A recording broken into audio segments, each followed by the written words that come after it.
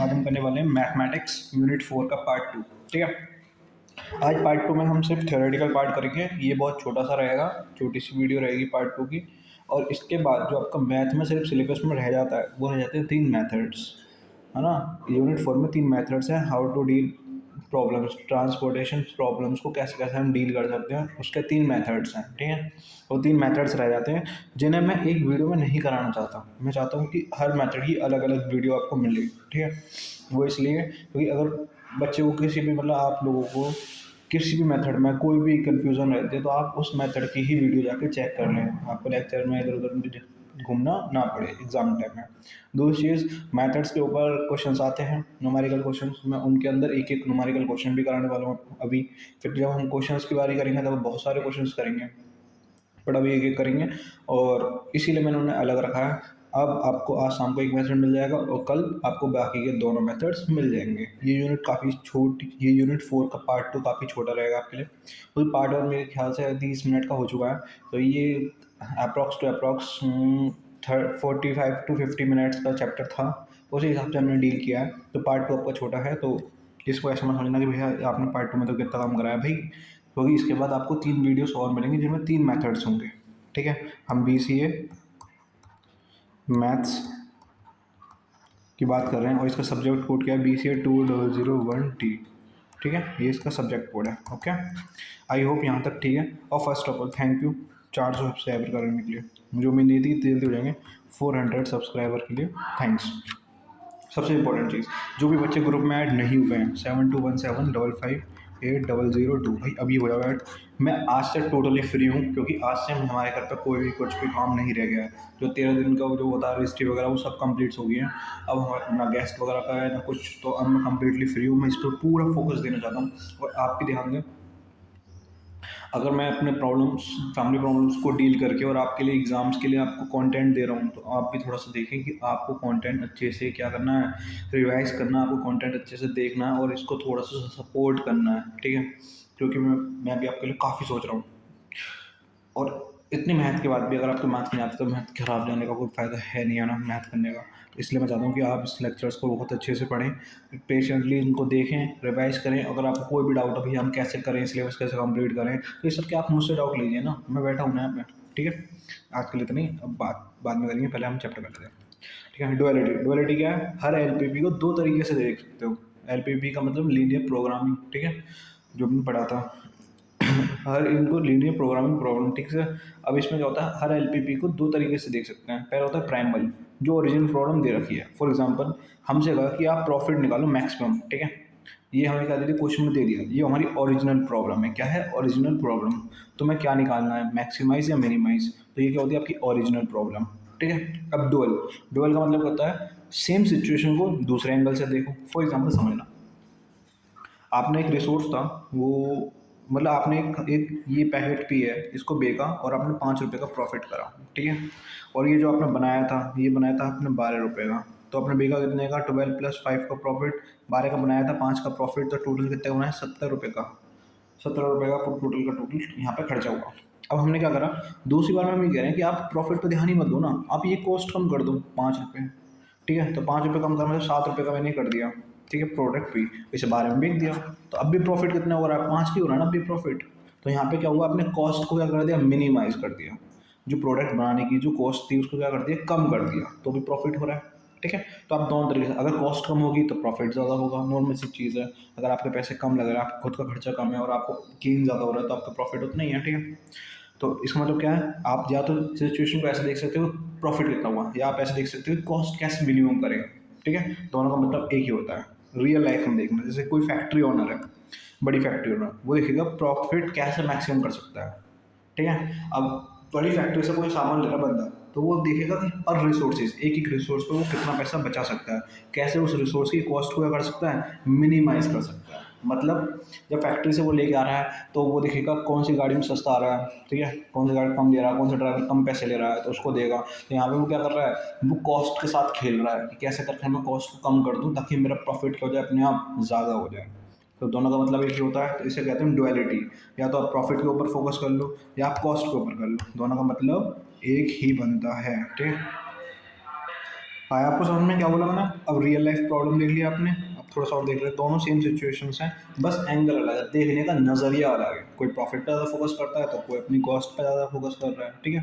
तो ये क्या होता है डुअलिटी, या तो आप मैक्सिमम प्रॉफिट निकाल लो या मिनिमम कॉस्ट निकाल लो, दोनों का फ़ायदा वही है, सेम कंडीशंस हैं, बट देखने का तरीका अलग अलग है। समझ में आ गया? समझ में आया आप लोगों को? अब प्राइमल में क्या होता है, जो क्वेश्चन के अंदर वेरिएबल्स दे रखे होते हैं एक्स वाई, ठीक है, वो वेरिएबल्स होते हैं। और कॉन्स्टेंट्स का मतलब क्या होता है लिमिट्स, जिन्होंने यूनिट वन नहीं देखी वो यूनिट वन देखी, उनका मतलब क्या होता है लिमिट्स। लिमिट्स क्या होती है? रिसोर्स।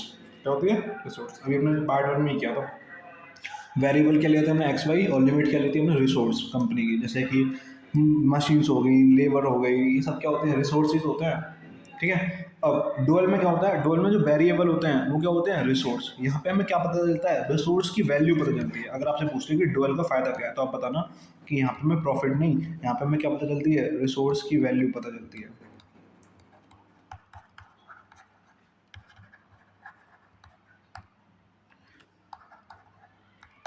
रिसोर्स की वैल्यू पता चलती है, ठीक है। राइटिंग में थोड़ी गंदी लिख रहा हूँ, ठीक है, उसका कोई ऐसा खास रीज़न है नहीं, क्योंकि नॉर्मल से मैंने बोल दिया, आपको लिख के भी दे रहा हूँ तो क्या दिक्कत है, ठीक है।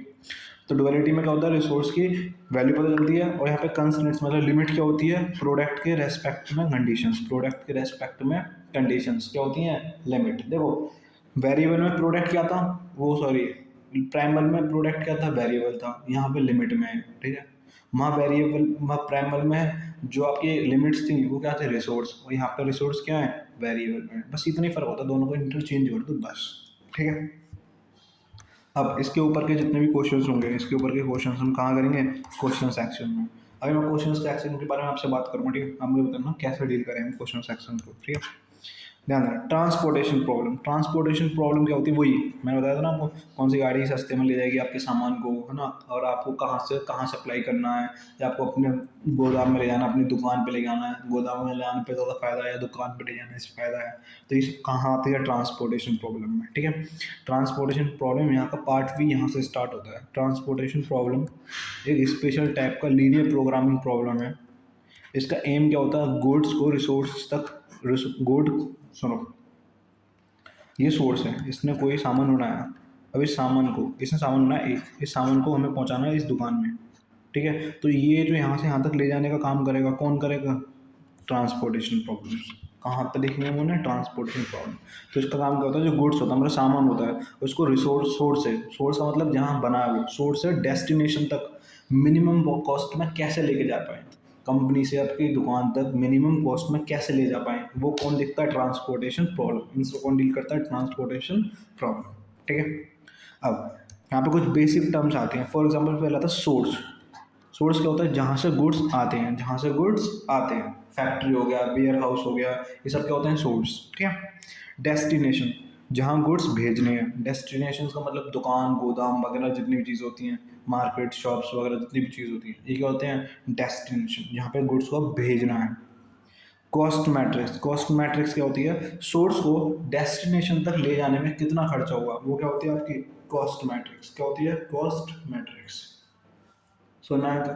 अब नेक्स्ट है types of transportations problem. Types of transportations problem, पहले देखना बैलेंस प्रॉब्लम। बैलेंस प्रॉब्लम क्या होती है? इसमें टोटल सप्लाई किसके इक्वल हो? टोटल डिमांड के। टोटल सप्लाई किसके इक्वल हो? टोटल डिमांड के। फॉर एग्जांपल आपको एक टेबल मिलेगा इस टाइप का, जिसमें S1 प्रोडक्ट, S2, S3 ये सोर्स हैं, और यहाँ पे क्या लिखा होगा? उनकी सप्लाई लिखी होगी। क्या लिखी होगी? सप्लाई।